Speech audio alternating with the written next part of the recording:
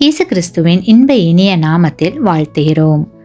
இன்றைய வேத வசனம், நான் விசுவாசித்திருக்கிறவர் இன்னார் என்று அறிவேன். 2 தீமோத்தேயு 1:12. Today's Bible verse, I know whom I have believed. 2 Timothy chapter 1 verse 12. நம்முடைய அன்றாட வாழ்வை கடப்பதற்கு எல்லாவற்றையும் தெரிந்திருக்க வேண்டிய அவசியமில்லை என்பது நமக்கு சந்தோஷமே. அநேக நேரங்களில் நாம் மற்றவர்களின் அறிவை சார்ந்திருக்கிறோம்.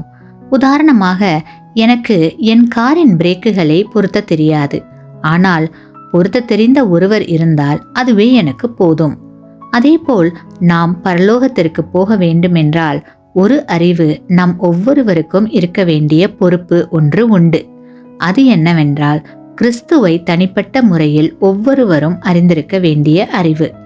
தேவனை பற்றி அறிவதும் அவரோடு ஒரு தனிப்பட்ட உறவை உருவாக்கி கொள்வதுமே இந்த உலகில் புத்தியாய் வாழ்வதற்கும் தேவனை சந்திப்பதற்கு ஆயத்தப்படுவதற்கும் உரிய ஒரே வழி. அப்போஸ்தலராகிய பவுல் இதை மனதில் கொண்டே, நான் விசுவாசித்திருக்கிறவர் இன்னார் என்று அறிவேன் என்றார். கிறிஸ்துவுக்குள் அன்பான சகோதர சகோதரிகளே, உங்களுக்காக மரித்து உங்கள் பாவங்களை மன்னிக்க கூடியவரை நீங்கள் அறிந்திருக்கிறீர்களா? இல்லை என்றால் மற்ற எல்லா அறிவும் வீணாகி இருக்கும்.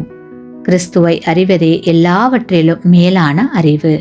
இயேசு கிறிஸ்துவின் மூலமாக தேவனை அறிவதே நித்திய ஜீவன். இந்த அறிவே வாழ்க்கையின் மிகப்பெரிய குறிக்கோள். இது இல்லாமல் வாழ்வு ஆரம்பிக்கவே இல்லை. ஆமேன்.